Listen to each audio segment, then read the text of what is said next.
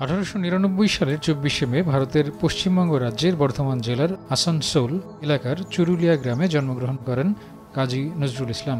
1976 সালের 29 আগস্ট 77 বছর বয়সে বাংলাদেশের রাজধানী ঢাকার তৎকালীন পোস্ট গ্রাজুয়েশন বা পিজি হাসপাতালে তার মৃত্যু হয়। বিংশ শতাব্দীর অন্যতম বাঙালি কবি ও সঙ্গীতকার ছিলেন কাজী নজরুল ইসলাম।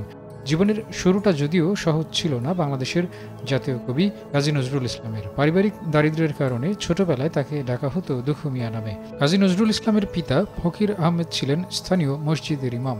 নজরুল ইসলামের মায়ের নাম ছিল জাহিদা খাতুন। 1908 সালে মাত্র 9 বছর বয়সে নজরুল ইসলামের পিতার মৃত্যু হয়। পিতার মৃত্যুর পর পারিবারিক অভাব অনটনের কারণে নজরুলের শিক্ষাজীবন বাধাগ্রস্ত হয়।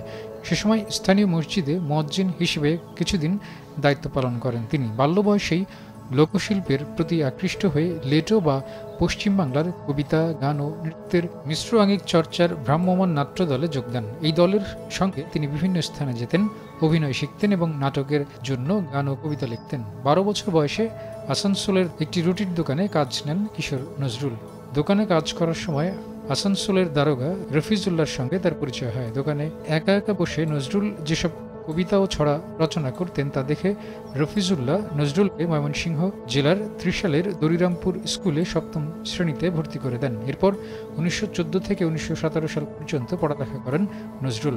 10ম শ্রেণীতে পড়া অবস্থায় পরীক্ষায় অংশ না নিয়ে 1917 সালে 18 বছর বয়সে কাজী নজরুল ইসলাম ব্রিটিশ ভারতীয় সেনাবাহিনীতে যোগ দেন। তখন প্রথম বিশ্বযুদ্ধ চলছিল। 3 বছর সেনাবাহিনীতে চাকরি করেন তিনি। ভারতের কলকাতায় সামরিক জীবনের শুরুটা হলেও বেশিরভাগ সময়ই কেটেছে করাচিতে বসে 1919 সালে কাজী নজরুল ইসলাম তার প্রথম গল্প বাউন্ডেলের আত্মকাহিনী লেখেন।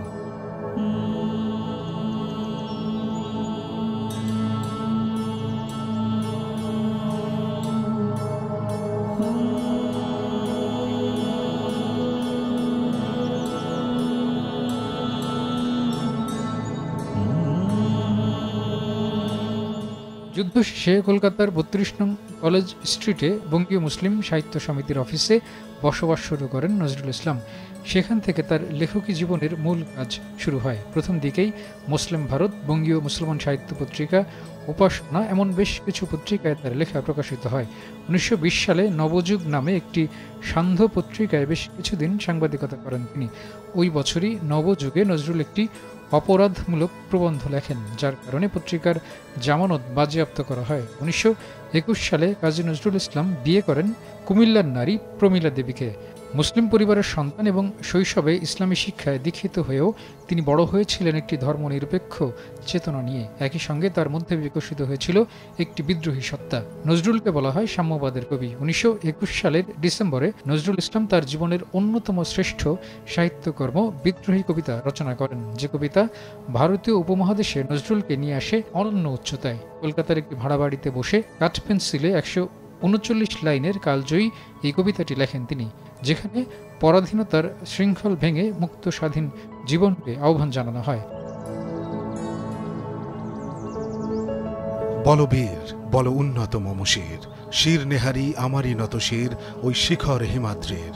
বলবীর বল মহাবিশ্বের মহাকাশ ভারী, চন্দ্র সূর্য গ্রহ তারা ছাড়ি, ভুলক দুলক গোলক ভেদিয়া হুদার আসন আরশ ছেদিয়া, উঠিয়াছি চির বিস্ময় আমি বিশ্ববিধাত্রীর। মম ললাটে রুদ্র ভগবান জলে রাজ রাজ টিকা দীপ্ত জয়শ্রীর। বলবীর আমি চির উন্নত শির, আমি চির দুর্দম দুর্বিনীত নৃশংস, মহাপ্রলয়ের আমি নটরাজ, আমি সাইক্লোন, আমি ধ্বংস, আমি মহাভয়, আমি অভিশাপ বৃদ্ধির, আমি দুর্বার, আমি ভেঙে করি সব চুরমার, আমি অনিয়ম উচ্ছৃঙ্খল, আমি দলে যাই যত বন্ধন যত নিয়ম কানুন শৃঙ্খল, আমি মানি না কোনো আইন, আমি ভরা তরি করি ভরা ডুবি, আমি টর্পেডো, আমি ভীম ভাসমান মাইন, আমি ধূর্যটি, আমি এলো কেশে ঝড় অকাল বৈশাখীর, আমি বিদ্রোহী সুত বিশ্ববিধাত্রীর। বলবীর চির উন্নত মমশির। কবি যখন বিদ্রোহী লেখেন তখন তার বয়স ছিল 22 বছর। 1922 সালের 6 জানুয়ারি বিজলি পত্রিকায় কবিতাটি প্রকাশিত হয়। 1921 সালে কাজী নজরুল ইসলাম তার আরেকটি বিখ্যাত কবিতা ভাঙার গান রচনা করেন। 1922 সালের 24 অক্টোবর নজরুল ইসলামের প্রথম কাব্যগ্রন্থ অগ্নিবীণা প্রকাশিত হয়। 1922 থেকে 1931 সাল এই 9 বছরে নজরুলের 5টি গ্রন্থ ব্রিটিশ সরকার নিষিদ্ধ ঘোষণা করে। যে 5টি গ্রন্থ ছিল 1922 সালে প্রকাশিত যুগবাণী, 1924 সালে প্রকাশিত বিষের বাঁশি এবং ভাঙার গান, 1930 সালে প্রকাশিত প্রলয় শিখা এবং 1931 সালে প্রকাশিত চন্দ্রবিন্দু। এ সময় তাকে কারাবরণও করতে হয়েছে। 1922 সালের 26 সেপ্টেম্বর নজরুল ইসলাম সম্পাদিত অর্ধ সাপ্তাহিক পত্রিকা ধূমকেতুতে নজরুলের কবিতা আনন্দময়ীর আগমনে প্রকাশিত হয়। কবিতায় ব্রিটিশদের সমালোচনা করায় ব্রিটিশ সরকার নজরুলের বিরুদ্ধে রাষ্ট্রদ্রোহিতার অভিযোগ আনে। এই অভিযোগে 1923 সালের 1 জানুয়ারি নজরুল ইসলামকে 1 বছরের কারাদণ্ড দেওয়া হয়। প্রায় 1 বছর কারাভোগের পর ডিসেম্বরে কারামুক্ত হন তিনি। নজরুলের আনন্দময়ীর আগমন ছিল হিন্দু ধর্মের দেবীকে উদ্দেশ্য করে লেখা। ভারতীয় উপমহাদেশে কাজী নজরুল ইসলাম ছিলেন প্রথম ব্যক্তি যিনি লিখিত দলিলের মাধ্যমে ভারতীয়দের স্বাধীনতার দাবি প্রথম উত্থাপন করেন। 1927 সালে প্রকাশিত নজরুল ইসলামের ধূমকেতুর পথে গল্পে তিনি ভারতবর্ষের পূর্ণ স্বাধীনতার দাবি করে ব্রিটিশদের রোষানলে পড়েন।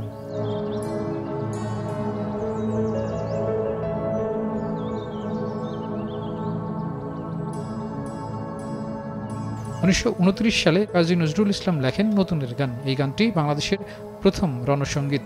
নজরুল ইনস্টিটিউটের তথ্য অনুসারে নজরুল তার জীবনে প্রায় 2600 গান রচনা করেছেন। এসব গানের অধিকাংশের সুর তিনি নিজেই করেছেন। এসব গান নজরুল সঙ্গীত হিসেবে পরিচিত। 23 বছরের লেখক জীবনে কাজী নজরুল ইসলাম লিখেছেন 600 কবিতা, 3টি উপন্যাস এবং 43টি গল্প বা প্রবন্ধ। তার উল্লেখযোগ্য প্রবন্ধের নাম দোলন চাপা, বুলবুল, ঝিঙে ফুল। উল্লেখযোগ্য নাটকের মধ্যে রয়েছে আলেয়া, ঝিলিমিলি, পুতুলের বিয়ে।